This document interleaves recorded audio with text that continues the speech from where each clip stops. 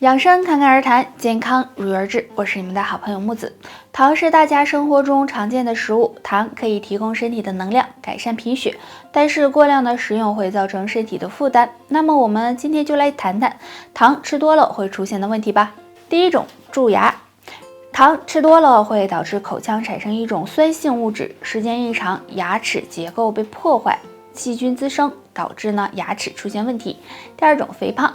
糖可以为人体提供热量，过多的摄入，一部分糖被身体消耗掉，剩下的就被身体储藏，时间一长，体重就会增加了。第三种，糖尿病。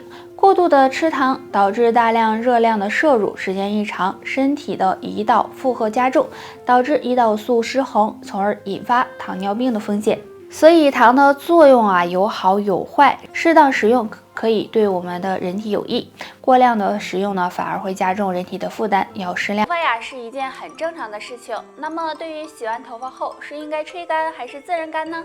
到底哪个才好呢？那首先我们说用电吹风吹干。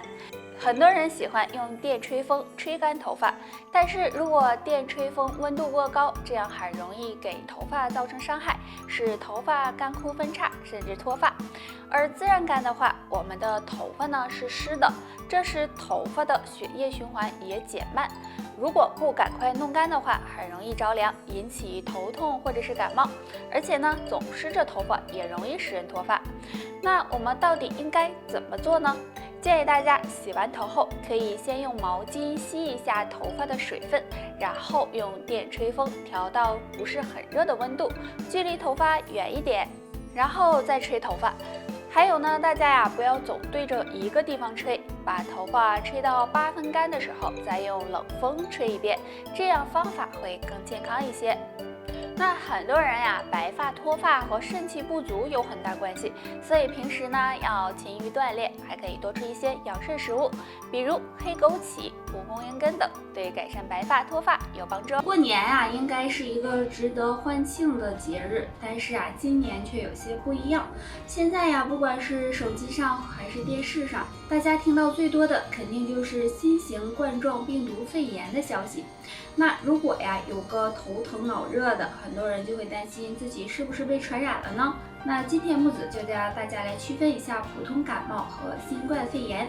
首先，如果是普通感冒的话，主要的表现是鼻咽部上呼吸道症状，比如鼻塞、流鼻涕、打喷嚏。那咳嗽一般都是湿咳。那如果发烧的话，那经过服药之后就会有所改善。而新型冠状病毒肺炎的人会有发烧、干咳的情况，发烧一般是在37.3度到39度之间。除此之外还会有身体乏力、肌肉酸痛以及腹痛腹泻的情况，严重的还会出现呼吸困难、胸闷气短，所以大家要多注意才行。那大家要正确的区分，千万不要出现恐慌。平时要做好预防工作，少出门、少聚会，多通风、多消毒，经常洗手，出门记得戴口罩，这样既对自己负责，也对他人负责哦。新型冠状病毒肺炎传染性是很强的，所以很多人都害怕。其实生活中有一些人是不易被传染的，那是哪些人呢？下面我们来看看吧。第一个，安全意识强的人。那现在这个特殊时期我们还是会发现很多人出门不戴口罩，也不注意消毒和洗手。那这样的坏习惯就会给病毒可乘之机哦。但如果你少出门，戴口罩、勤洗手、常消毒、多开窗通风，这样也不会让新冠病毒找上你哦。第二个，免疫力强的人。那我们会发现如果自身免疫力强的话，平时也会少生病。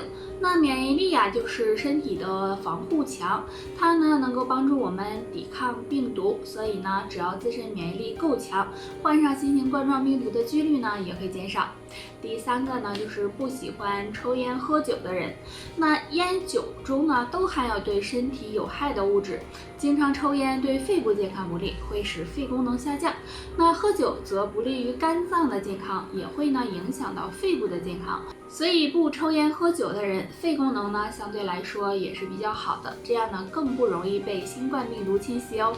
那上面的这3点，如果你占的越多，或许病毒越不敢靠近你哦。现在出门呢，你会看见每个人都戴着口罩。那这次的新型冠状病毒呢，来势汹汹。虽然现在还没有什么特效药能够治疗，但是呢，他害怕3样东西哦，早知道早预防。第一个，害怕呢强大的免疫力。在感染新型冠状病毒后，我们会发现死亡病例中呢，中老年人比较多。其实呢，这就和自身的免疫力是有很大关系的。如果你免疫力非常强大的话，那么病毒也容易被赶跑哦。第二个呢，害怕高温。那经专家们研究发现这种病毒在温度达到56度以上时呢，它们是很难存活的。不过这个温度呢，要坚持到半个小时以上才能够彻底的将病毒杀死哦。第三个呢，是害怕高浓度酒精。那除了高温，新型冠状病毒也是害怕高浓度酒精的。如果酒精浓度呢达到75%以上，病毒就会失去活性，也不具传染性了。所以大家呢知道了这3点，也就有利于预防新型冠状病毒喽。见血管越来越堵，3件事可能是祸首，希望你尽量远离。第一件事，久坐不动。现在很多人都有坐着不动的习惯，这对身体健康是非常不利的，因为久坐不动会影响血液循环，使血液流动速度变慢，这样时间长了容易堵塞血管，形成血栓。那建议大家呢，没事起来伸伸懒腰、散散步，有助于血管健康。第二件事，长期熬夜。经常熬夜也会影响血管健康，因为熬夜会使血液变粘稠，体内堆积毒素和垃圾，也会导致血管堵塞，危害心血管健康。所以呢，要养成早睡早起的好习惯。第3件事，喝水太少。水是生命之源，所以水对身体健康很重要。如果喝水太少，或等到口渴了才会喝水，这样呢会降低血液流动速度，也会使血液变粘稠，血管堵塞。所以要养成多喝水的习惯。如果觉得水没有味道，也可以用山楂或者是玉米须泡水喝，对疏通血管有帮助。疫情期间我们外部防护呢是很重要的，比如戴口罩、勤洗手、经常消毒等。那除了这些呢，提升自身的免疫力也是重中之重哦。大家可以多补充3类营养。第一个呢，多补充蛋白质。想要提高免疫力，多补充蛋白质是很重要的。蛋白质可以帮助机体组织修复，提高机体的免疫力。比如鸡蛋、鱼类、牛奶等都可以帮助补充蛋白质。第二个，多补充维生素 A。那生活中富含维生素 A 的食物呢有很多，比如这个蛋类奶类等，这类食物能提高机体对蛋白质的利用率，提高免疫力，预防病毒入侵哦。第3个呢，多补充铁元素。那我们吃的动物肝脏、木耳等都含有丰富的铁，经常的吃这类食物能增强吞噬细胞和白细胞的生理功能，对提高免疫力也是有帮助的。好了，就说到这里吧。希望这些提高免疫力的方法呢，能够帮助到大家哦。那大家还有什么问题都可以给我留言哦。下期见吧，拜拜。